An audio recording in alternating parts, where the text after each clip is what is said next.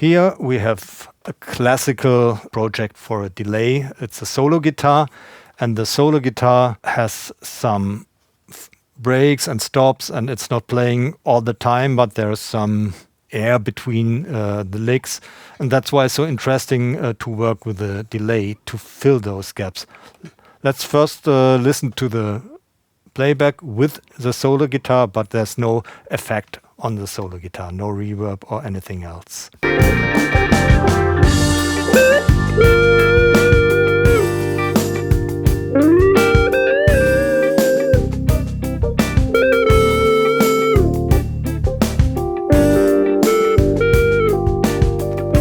And so on, and so on. So I prepared a classical delay. It's our new color delay plugin, and yeah, I really dig that thing. It's cool. It has nice features. It has a lot of possibilities. I don't want to talk about all the possibilities, but I want to give you an inspiration maybe to work with delay effects in a little bit more than the standard way.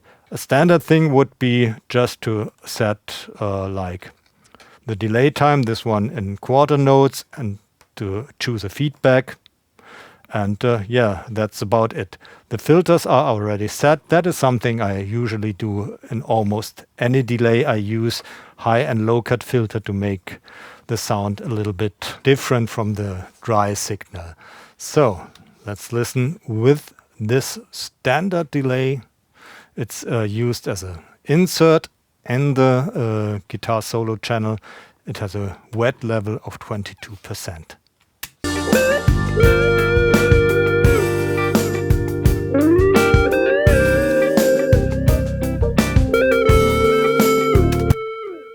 Okay, and it's already doing what it's supposed to do. It's playing back echoes with a certain level and a certain feedback time, and it's filling up the gaps nicely, and it's doing a nice job.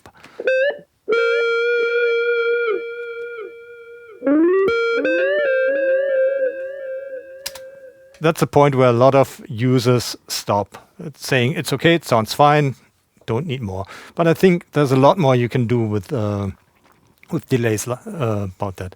The basic thing a lot of people do then is to open up a ping pong delay.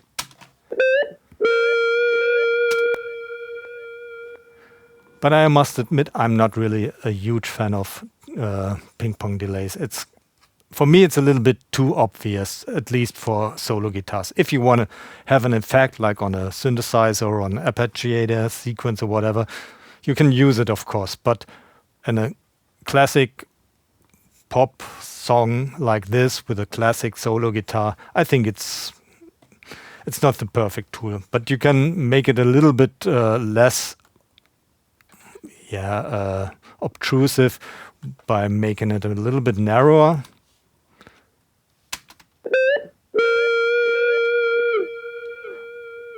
But still, I think there are other ways to make the delay more stereo and wider and more interesting.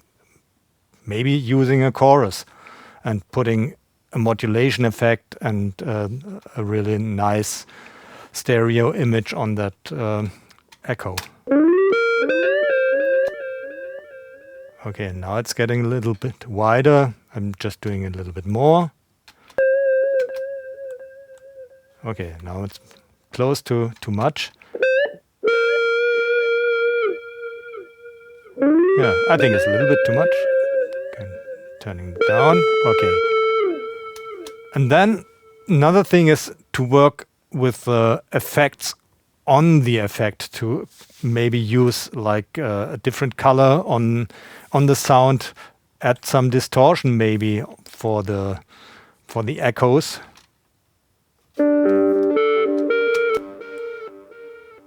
Okay, that's too much, of course.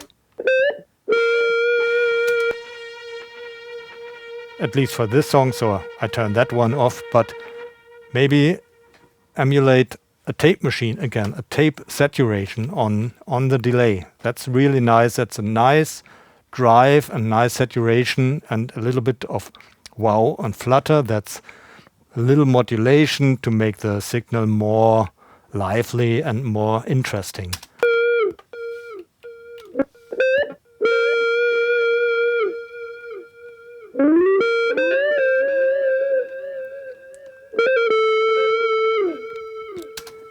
And something I really do like on effects, especially in a song like this, where there are long notes and then a pause, and where there's no solo guitar and there's space for the echo to be heard, I really like to use ducking on the delay, and the color delay has really a nice and easy feature just to activate the ducker to set how much attenuation there is, how much quieter the delay should be when the sound is playing, and how much louder it will be when it's not playing. And it's really a nice feature to create a signal that has depth and is interesting in the breaks, but is still upfront in your face in when it's playing. So just listen. Now the delay is there, then it's quieter and louder.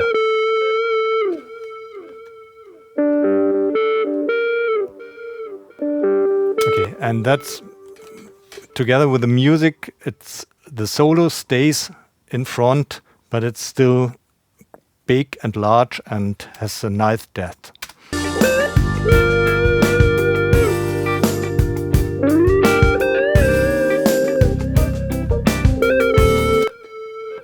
And something I would really suggest to everyone who's using a delay on a guitar, for example, combine it with a reverb. I have a send into a reverb. It's just a classical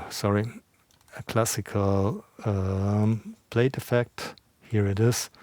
It's a standard reverb from the IQ Reverb, and together it sounds really nice and blends together with the rest of the music nicely.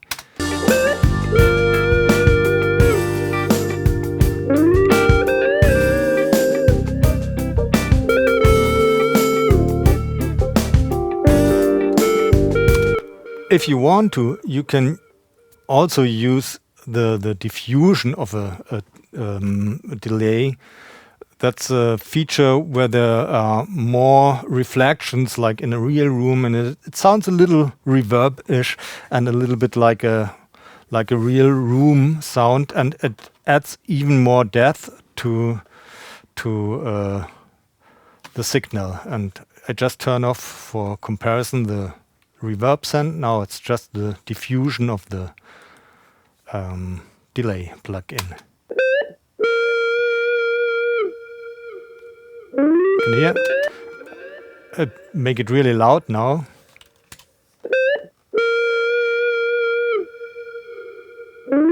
It's a little bit too much, but yeah, just like 30% around that, and that's nice. So you can also combine it with the send effect, the reverb. No rules, nothing's forbidden.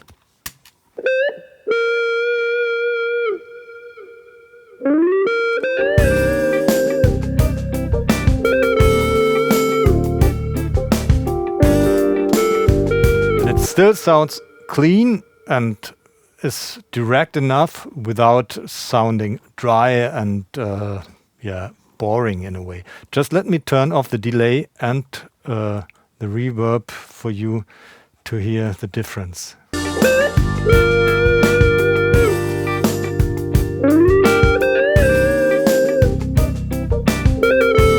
It's a sound of its own, but I really think it's much more interesting, lively, and a lot of people would prefer it with reverb and delay.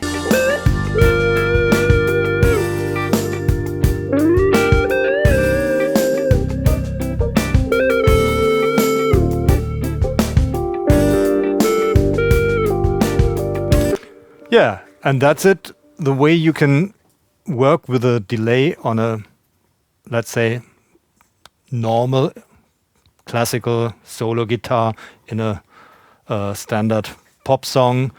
And yeah, it's not really extremely experimental, but it's a nice way to work with the delay and to use some extra features like saturation, diffusion, modulation. And what I really do like is the ducking feature. It's you can use much more delay when there's no signal, but you can control the level of the delay when the guitar is playing, and it shouldn't get too diffuse and too indirect. Yeah, and it's great. I really like the ducking thing on delays.